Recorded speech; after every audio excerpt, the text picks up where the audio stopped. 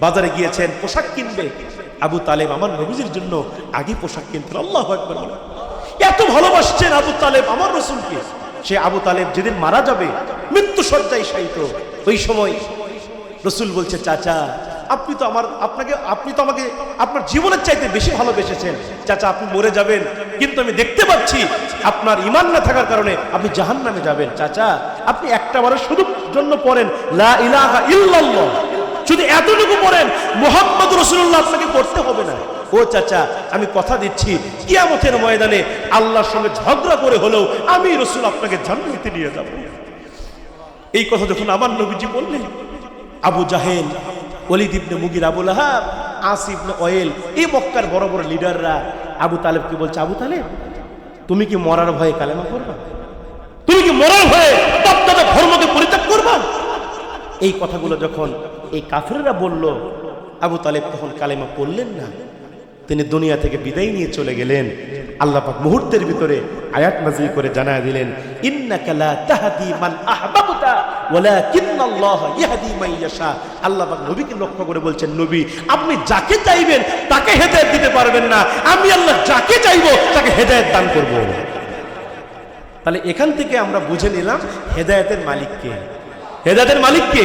তবে আমাদের দায়িত্ব হলো দাওয়াত দেওয়া, দ্বীন বুঝানো, ইসলাম বুঝানো, কোরআন বুঝানো। হেদায়েত দিবেন কে? তবে ভাইয়ের আমার, হেদায়েত পেতে গেলে আবু জেহেল মার্কা ঈমান নিয়ে, আবু জেহেল মার্কা লোক হয়ে যদি কোরআন শোনেন হেদায়েত পাবেন না। কোরআন শুনতে হবে আবু বকরের মতো মন নিয়ে, ঠিক না বলেন? আবু বকরও কোরআন শুনেছে, আবু জেহেলও কোরআন শুনেছে। আবু বকর কোরআন শুনেছে, ঈমান বেড়েছে। কি বেড়েছে? আর আবু জেহেল কোরআন শুনেছে, আর শয়তানি বাড়ছে। সারা রাত ধরে কোরআন শুনে নবীজি বাড়ির পাশে দাঁড়িয়ে, জানলায় দাঁড়িয়ে দাঁড়িয়ে কোরআন শুনে, আবার সকালবেলায় মিছিল বের করে মুহাম্মাদের ফাঁসি চায়। কথা বল না কেন? আমার দেশে এরকম লোক আছে না? হ্যাঁ, 5 ওয়াক্ত নামাজ পড়ে। কথা বল না কেন? 5 ওয়াক্ত নামাজ পড়ে, আবার দেখবেন তলে তলে ইসলামের বিরোধিতা করে। আছে না নাই?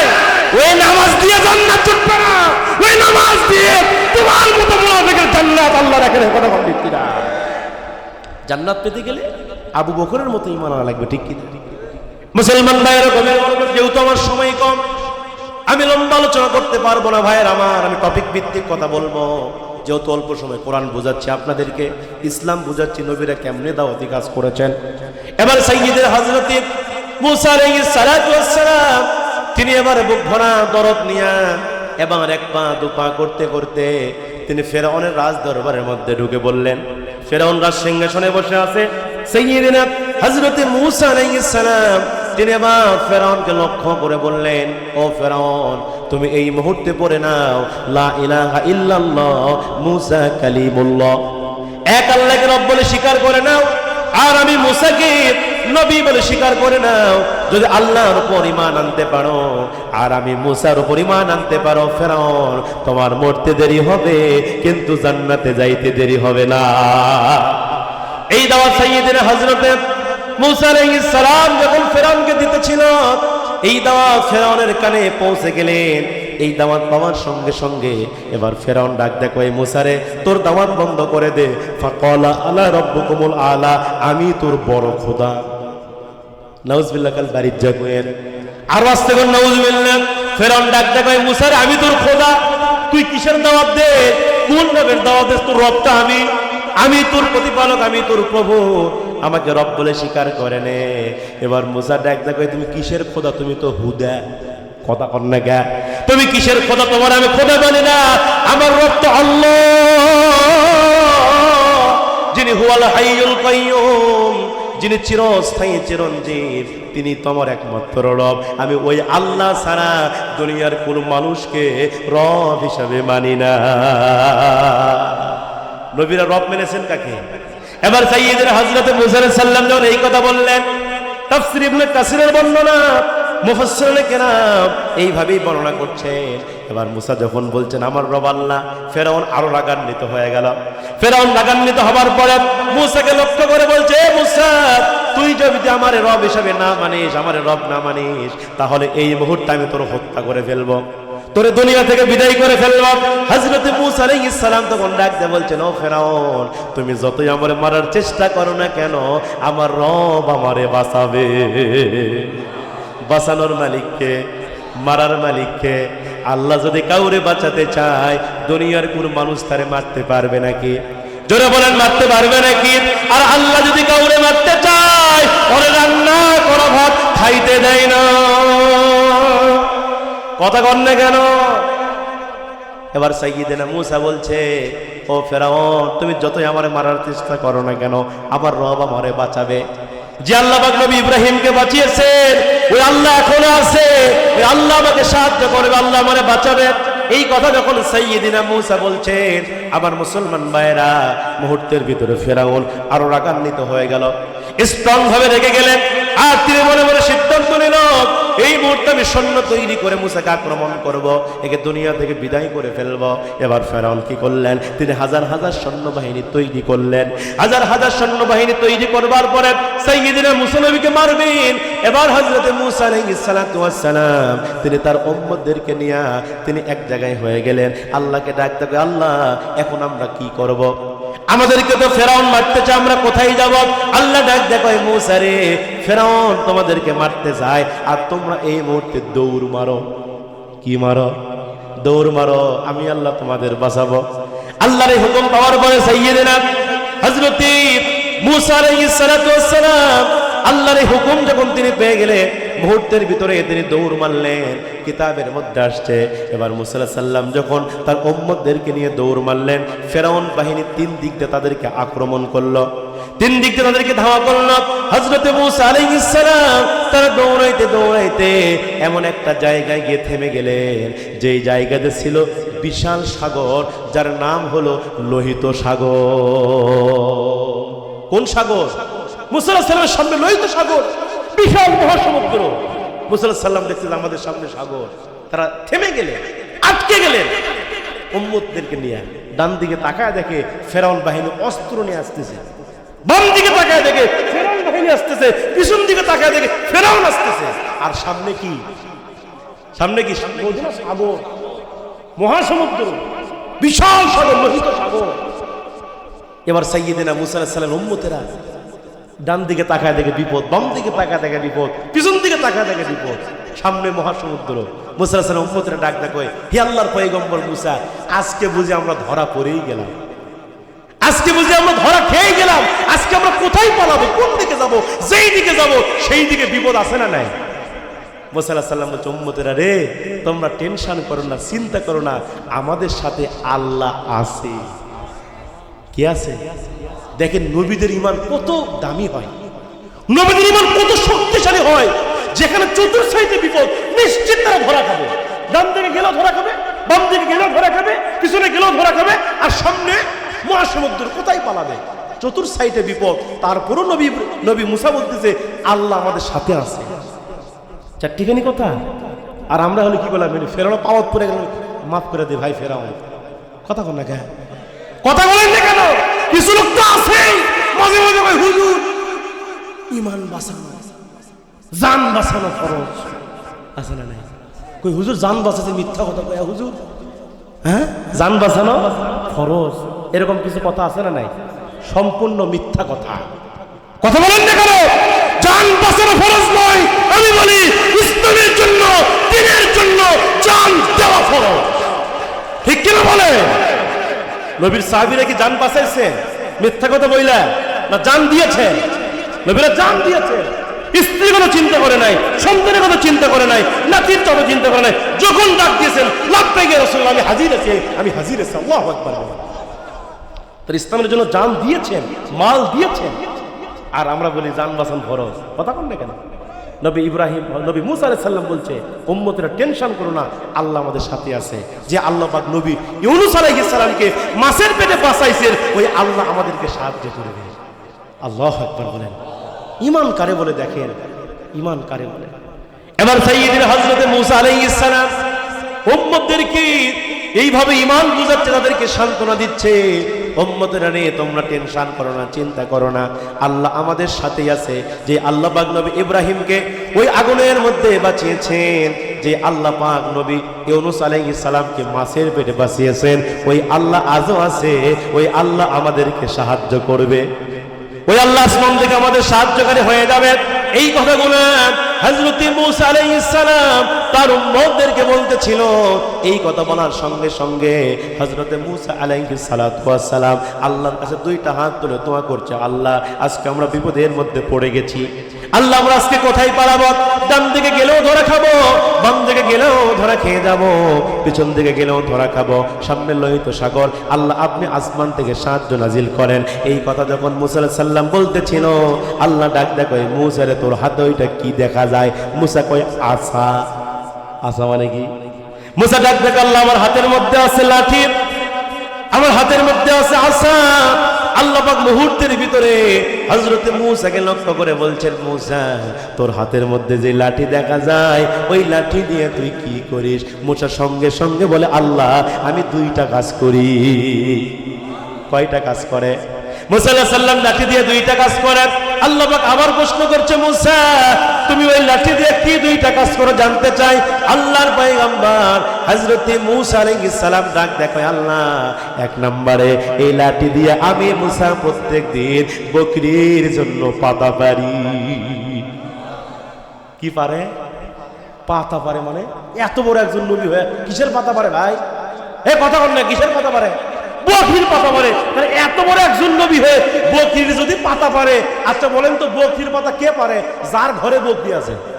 কথা কন না কেন? আমার বাড়িতে বকরি থাকলে আমি না বকরির পাতা পারবো? তাহলে মূসা নবী যদি লাঠি দিয়ে বকরির পাতা পারে, তার মানে বোঝা যায় মূসার বাড়িতে বকরি ছিল, মূসা ছিল বকরির রাখা। আল্লাহু আকবার বল। আরে এত বড় একজন নবী হয়ে বকরির রাখা। আমি আরেকটা কথা মাঝে মাঝেই বলি, আচ্ছা বলেন তো নবীরা কি শুধু নবী ছিলেন নাকি তারা নেতা ছিলেন? কথা বল না কেন? নবীরা কিন্তু শুধু নবী না, যেই গোত্রে আসছে ওই গোত্রের নেতা, ওই কওমের নেতা, ওই জাতির নেতা। তাহলে এত বড় একজন নেতা যদি বকরি ছড়াবার পরে, আর আমার দেশের নেতারা কি করে? কথা বল না কেন? এজন্য আমি প্রায় মাহফিল গুলোতেই বলে থাকি, যারা নেতাগিরি করবার চায় ওদের কাছে 10 বকরি কিনে দেয়। ওই যদি বকরি ছড়াবার পরে জনগণের নেতাগিরি করবে, কারণ বকরি ছড়ানো সহজ কাম না কঠিন কাম? এ কথা বল না কেন? যার বাড়িতে বকরি আছে ওই টের পাচ্ছে। আপনি বকরিকে যখন গোসল করাতে নিয়ে যাবেন, আপনি টানবেন এই দিকে, সারা মারা খালি পিছন দিকে। কথা বল না কেন? কিন্তু এই 16 বছর 17 বছর ধরে আমার দেশের এই নেতারা কি বকরি ছড়াচ্ছে? যখন বকরি চড়াইছে, আরে বকরি চড়ান তো দূরের কথা, ওই সকল নেতাদের খাটের তলে তেলের বস্তা পাওয়া যায়। ঠিক না করে বলেন? কত নেতা দেখছে আমার দেশে, এই যে নেতার সাইজ হাইব্রিড জাতের নেতা। কি নেতা ভাই? এগুলো দেশি হলো হাইব্রিড, এদের দাড়ি নাই, খালি মোষ। কি ভাই? সেই মোষ, সেই সাইজ কি মোষের, আর খালি পেট বড়। যখন কি বড়, গরিবের চাল ডাল গম খাইতে খাইতে পেট বড় করছে, আর পেট দেখে মনে হয় 6 মাসের পোয়াতি। কি বলছেন ভাই? হ্যাঁ কত? 6 মাসে পোয়াতি। দুই নেতা যদি কোলাকুলি করবার চায়, পেটে পেটে যদি মিলে যায়, ওই জীবনে বুক ঠেকাবার পারবে না। এই কথা বল না কেন? এরকম নেতা ছিল কিনা? এক ওয়াক্ত নামাজ পড়ে না, সামনে নির্বাচন আসলে নেতা সাহেব নামাজ ছাড়ে না। হয়তো এলাকায় ভালো, রংপুরের লোক তো হেভি ভালো, এলে আমাকে বগুড়ার কথা করছি ভাই। বোঝা যায়, বোঝা যায়, বোঝা যায়। এই সকল নেতারা এক ওয়াক্ত নামাজ পড়ে না, নির্বাচন সামনে আসলে নামাজ ছাড়ে না। ওরে বাবা, ওই পাক্কা নামাজি আছে না নাই?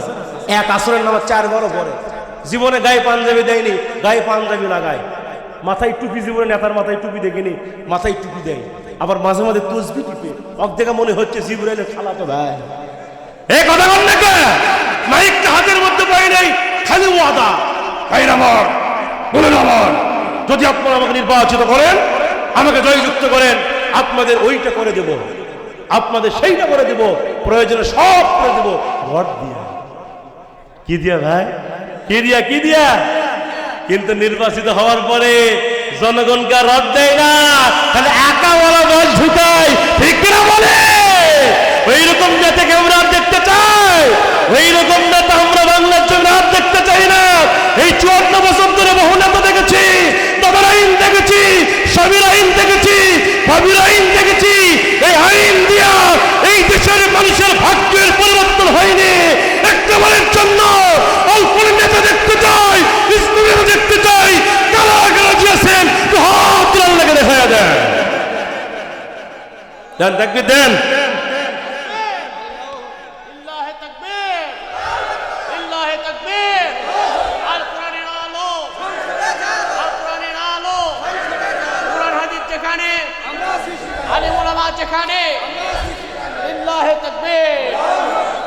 কোরআনের নেতা দেখতে চান কিনা? কোরআনের নেতা একটাবারের জন্য দেখেন, যারা বলে আল কোরআনের আমরা শাসন চাই, নামাজ ভিত্তিক যাকাত ভিত্তিক অর্থনীতি চালু হবে, নামাজ প্রতিষ্ঠা হয়ে যাবে, এরকম নেতা যদি আমরা সমাজের মধ্যে প্রতিষ্ঠা হয়, আমার দেশে কি অশান্তি থাকবে? জোরে বলেন থাকবে? সাইয়্যিদিনা মূসা ডাকে আল্লাহ লাঠি দিয়ে কয়টা কাজ করি? মনে আছে? মনে আছে? 2টা কাজ করি। 1 নম্বর কি? বকরির পাতা পারি। আল্লাহ ডাক দিয়ে বললেন মূসা 2 নম্বর লাঠি দিয়ে কি করো? মূসা ডাক ডাকে আল্লাহ 2 নম্বরে এই লাঠিতে ভর দিয়া আমি মূসা রাস্তা হেঁটে যাই, আবার মাঝে মাঝে লাঠি যখন ছেড়ে দেই অজগর সাফ হয়ে যায়। আল্লাহু আকবার। তার মানে লাঠি ছিল মুসা নবীর একটা মুজিজা।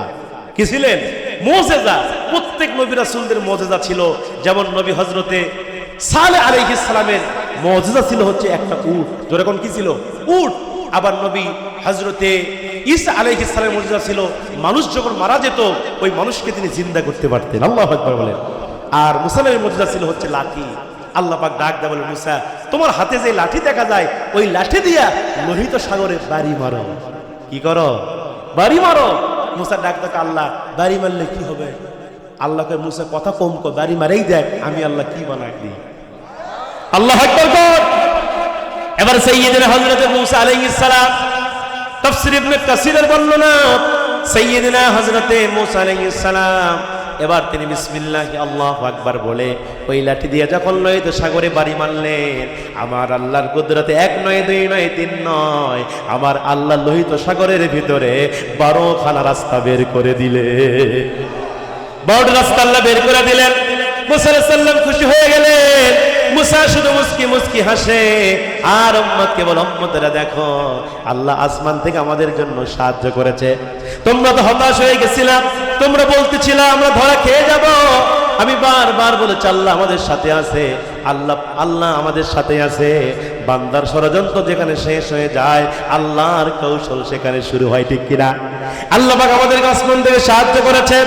আল্লাহ আমাদেরকে পালাবার জন্য রাস্তা বের করে দিয়েছে। এবার হযরতে মূসা আলাইহিস সালাম তার উম্মতদেরকে নিয়ে রাস্তা দিয়ে রওনা করা শুরু করেছে। যাইতে যাইতে মূসা আলাইহিস সালাম তার উম্মতদেরকে নিয়ে লোহিত সাগরের একেবারে মাঝামাঝি চলে গেছে। মূসা আলাইহিস সালাম যখন মাঝ বরাবর চলে গেলেন, এমন সময় ওই ফেরাউনের যারা অনুসারী ছিল, ফেরাউনের যারা উম্মত ছিল, এরা ডাক দিয়ে কয় হে খোদা ফেরাউন এত সুন্দর রাস্তা কে বানালো? ফেরাউন কয় আমি বানাইছি। নাউজুবিল্লাহ কইবেন না। ফেরাউন ডাক দিয়ে কয় আমি বানাইছি। যদি ফেরাউন এই কথা না বলে তাকে কেউ খোদা হিসেবে মানবে নাকি? এই জন্য তিনি বলছে আমি বানাইছি রাস্তা, আমি ছাড়া কে বানাবে? এইটা তো আমার ক্ষমতা, এটা আমার পাওয়ার। উম্মতেরা বড়ই চালাক, ডাক দেখো ও খোদা ফেরাউন আপনার যদি এত পাওয়ার হয়ে যায়, এত ক্ষমতা হয়ে যায়, তাহলে উদ্বোধন কিন্তু আপনাকে করা লাগবে। আগে কিন্তু আপনাকে যাওয়া লাগবে, আপনি যাবেন আগে আগে আর আমরা উম্মতেরা যাবো পিছে পিছে। ফেরাউনকে যখন এই কথা বলা হলো, ফেরাউন মুহূর্তের ভিতরে বেকায়দায় পড়ে গেলেন আর মনে মনে চিন্তা করলেন 2টা। কয়টা? মনে মনে ফেরাউন 2টা চিন্তা করল। তাফসীর ইবনে কাসিরের বর্ণনা, 1 নম্বর চিন্তা করলো যদি এই লোহিত সাগরের মাঝখানে যাওয়ার পরে 2 ধারের পানি যদি এক জায়গায় হয়ে যায় তাহলে আমি ফেরাউন শেষ। আর 2 নম্বর চিন্তা করলো যদি এই মুহূর্তে এই রাস্তা দিয়ে রওনা না করি তাহলে কেউ আমারে খোদা মানবে, ক্ষমতার চেয়ার থাকবে। আগে চেয়ার বাঁচায় পরে যা হয় হোক। কথা বল লাগে মাঝে মাঝে বলতে 41 সাল বন্ধ থাকবো, মনে হর বাপের ক্ষমতা। কথা বল না কেন? 41 সাল পর্যন্ত থাকার জন্য এই জনগণের উপর কত জুলুম করেছে, অত্যাচার করেছে।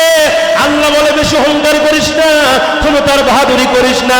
41 কেন, 2024 সালে তোর ব্যাটারি ফিউজ হয়ে যাবে।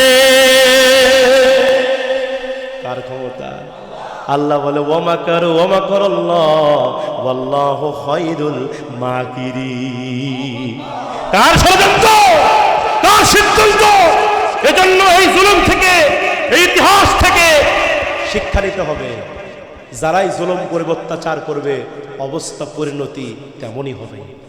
ঠিক কিনা বলে? এজন্য জুলুম থেকে, জালিম থেকে, স্বৈরাচার থেকে শিক্ষা নাও।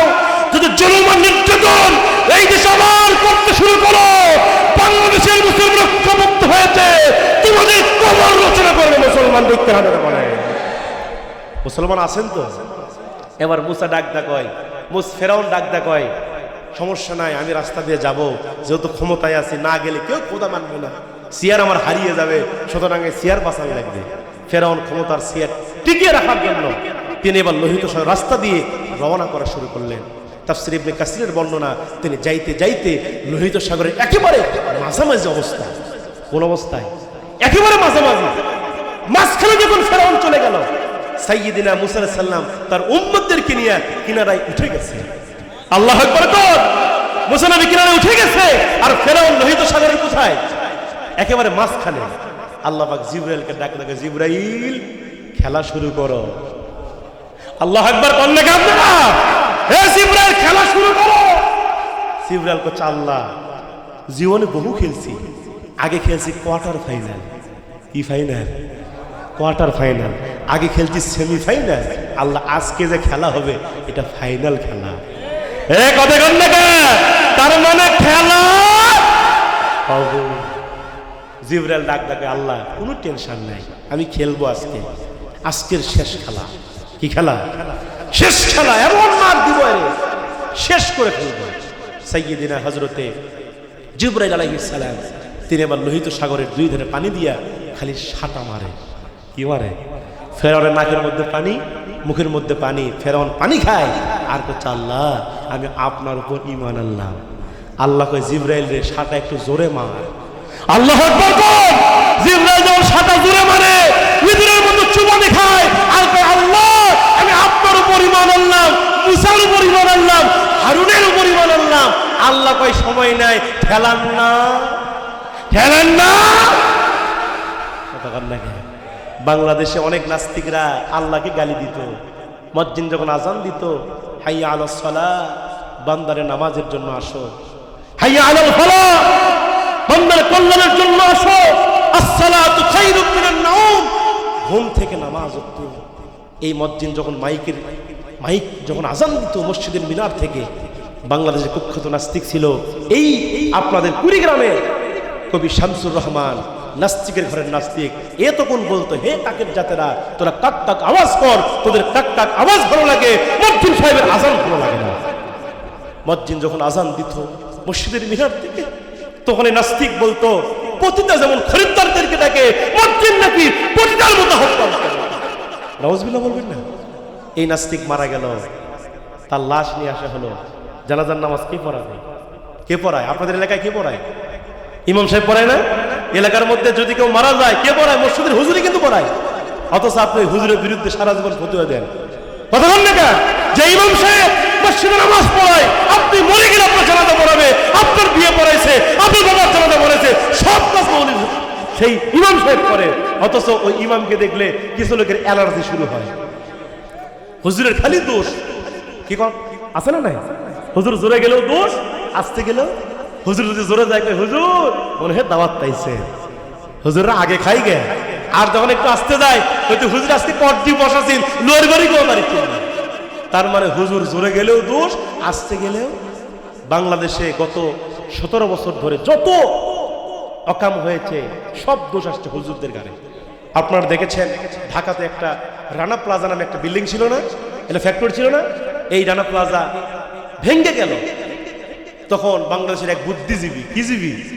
বুদ্ধিজীবী, মাথায় চুল নেয়, আমাদের বগুড়ার ভাষায় বলি সাদে মাল নেয়। কথা বল না কে? এরকম একজন বুদ্ধিজীবী বলতেছে, এই রানা প্লাজা কে ভাঙছে? হুজুর আসা ধাক্কায় ধাক্কায় ভাঙে ফেলে দিতে। কথা কান না কেন? রাস্তায় কুত্তা মরা থাকলে কে মারলো রে? ওই হুজুর মারিছে। তার মানে বোঝা গেল যেখানেই যে অপরাধ সংঘটিত হয়েছে সব দোষ আসছে হুজুরদের ঘাড়ে। কথা বলেন ঠিক কিনা? অথচ ওই হুজুর ছাড়া জানাজার নামাজ হয়? নাস্তিক মারা গেল, হুজুর খুঁজতেছে। এলাকার মধ্যে একটা হুজুর পাওয়া গেল, বড় মসজিদের হুজুর। ডাক ডাকায় ইমাম সাহেব, হুজুর আপনাকে জানাজার নামাজ পড়াতে হবে। ইমাম সাহেব ডাক ডাকায় কার জানাজা? বলে শামসুর রহমান। ইমাম সাহেব মনে মনে চিন্তা করে, লোকটা তো নাস্তিক, আজানকে গালি দিত, কোরআনকে গালি দিত, আমি একজন আলিম হয়ে ইমাম হয়ে কেমনে তারা জানাজার নামাজ পড়াবো? ইমাম সাহেব তখন একটা হেকমত প্রয়োগ করলো। কি প্রয়োগ করলো? হেকমত প্রয়োগ করলেন। কারণ ডাইরেক্ট তো নাচ দেওয়ার সময় ছিল। আগেকার ওয়াজ আমরা কি করছি? কিছু ওয়াজ করছি প্যান্ডেলে আর কিছু করছি অ্যাঙ্গেলে। কিন্তু দেশ স্বাধীন হওয়ার পরে কোনো অ্যাঙ্গেল নেই, কিচ্ছু নাই, যা হচ্ছে ডাইরেক্ট। এই কথা বল না কেন?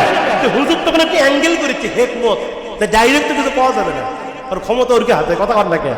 হুজুর কি করলো? যে বলতেছে, ভাই দেখেন জানাজা তো পড়াবো, খুবই ইচ্ছা আমার, খুবই ইচ্ছা আমি জানাজা পড়াবো, কিন্তু আমার একটা সমস্যা আছে। হুজুর কি সমস্যা আপনার? হুজুর তখন বলতে, দেখেন কয়েকদিন ধরে আমার ওযু থাকতেছে না। কি থাকতেছে না? মানে ওযু করলে আমার ওযু চলে যায়। লোকজন বলছে, হুজুর সমস্যা তো জটিল, আপনার দিয়ে জানাজা হবি না, তাহলে কি করা যাবে? হুজুর আপনি মজ্জিনক দেন, ডাক দেন। বসে মজ্জিন থাকে না, এবার মজ্জিনক ডাক দেন, এই মজ্জিন সাহেব আসো। মজ্জিন কাছে আসলেন, যাও জানাজা পড়াও। মজ্জিন তখন ডাক দেখে, হুজুর এই লোকটা সারা জীবন নাস্তিকগিরি করেছে, সারা জীবন আজানকে গালি দিয়েছে, আর আমি একজন মসজিদ হয়ে তার জানাজা কেমনে পড়াবো? মসজিদ যাবেন না, লোকজন ছাড়ে না, জোর করে টেনে নিয়ে গেছে। কারণ বেতন তো 2500 টাকা রে ভাই, কথা কর না কেন? ও যেই দিকে টানবো সেই দিকে যাওয়া লাগবে।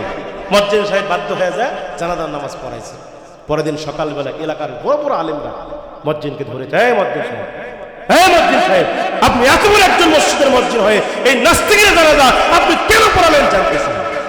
মসজিদ খালি মুসকি মুসকি হাসাকে, হুজুর ওস্তাদের মার হলো শেষ রাত্রিতে, জানাজা পড়াছে ঠিক আছে, কিন্তু ওযু করিনি।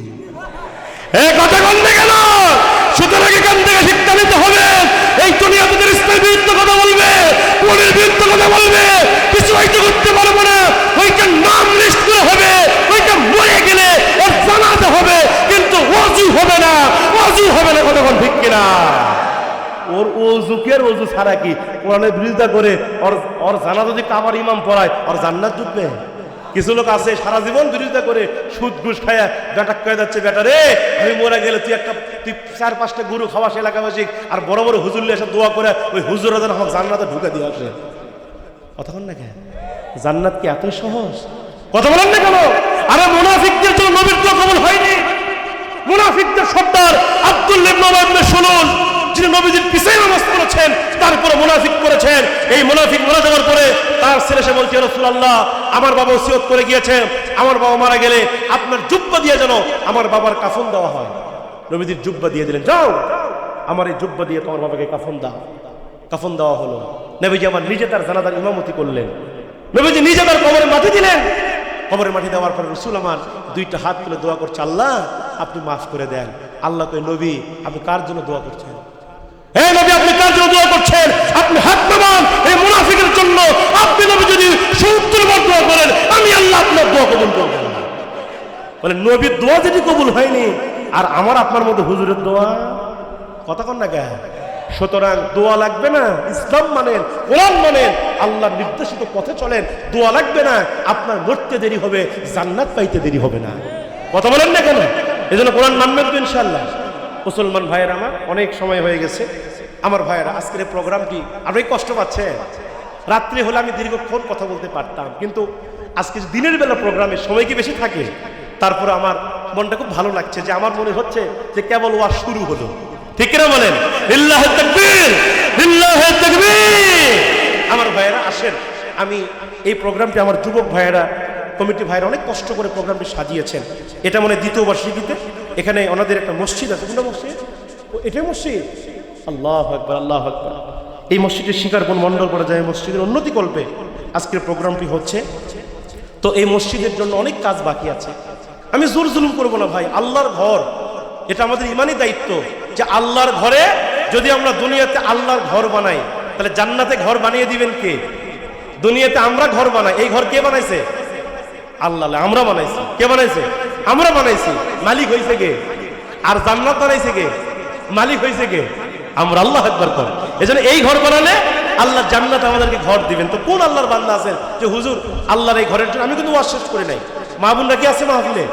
আমি মা বোনদের জন্য কিছু কথা বলবো, তারা যেহেতু আসছে তাদের একটা হক আছে, অনেক দূর থেকে তারা আসছে, মা বোনদের জন্য অনেক চমৎকার কিছু কথা আছে যেগুলো খুবই জরুরি, খুবই দামি কথা, যেগুলো আমি মা বোনদের জন্য বলবো। কি আছেন যে হুজুর আমি 10টি হাজার টাকা দান করব? আপনি সভাপতি? আল্লাহ, 50,000। আজকের মাহফিলের সভাপতি জনাব মোহাম্মদ আব্দুস সামাদ 50,000 টাকা বলেন মারহাবা। 50,000 টাকা দান করেছে আব্দুস সামাদ আমার বাবাজি, অত্যন্ত ভালো মানুষ, দিনদার পরহেজগার মানুষ। 50,000 টাকা দান করেছেন আল্লাহর ঘরের জন্য। দোয়া করে আল্লাহ তার এই দানকে কবুল করে নাও, জানে মালে বরকত দান করো, মক্কা মদিনায় কবুল করো। যে আশায় দান করেছে আল্লাহ তোমার ঘরে, আল্লাহ তার নেক আশা নেক মাকসাদগুলোকে পূরণ করে দাও। সকলে বলে আল্লাহুম্মা আমিন। এটা আপনি দিছেন? আচ্ছা। মোহাম্মদ আক্কাস আলী শিকারপুর দক্ষিণ পাড়া মসজিদ নির্মাণের জন্য 600 টাকা লিল্লাহে তাকবীর। আপনাকে উঠে যাবে? আগে কিন্তু ওয়াদা দিয়েছেন, উঠে গেলে মুনাফিক। এই জিম্মাদারি আপনার, আমার জিম্মাদারি নাই। আমি আপনার জায়গা জায়গা থমইটি ওয়াজ করব, সেই বক্তা আমি নয়। উঠে গেলে আপনি মুনাফিক। দান করেছে 600 টাকা আক্কাস আলী বাবা যাবে। আল্লাহ দানকে কবুল করো, জানে মালে বরকত দান করো, মক্কা মদিনায় কবুল করো। কে এটা? আপনি দিলেন না? বা সভাপতি সাহেব বাবার জন্য 2,000 টাকা দান করেছে নগদী। আল্লাহ এতিম সন্তান বাবা চলে গেছে, আল্লাহ বাবা মা দুইজনে হয়তো চলে গেছে, আল্লাহ ওই বাবা মার জন্য, ওই বাবা মার জন্য 2,000 টাকা করছে দান। আল্লাহ আমি মুসাফির মানুষ, দোয়া করি আল্লাহ পাক যেন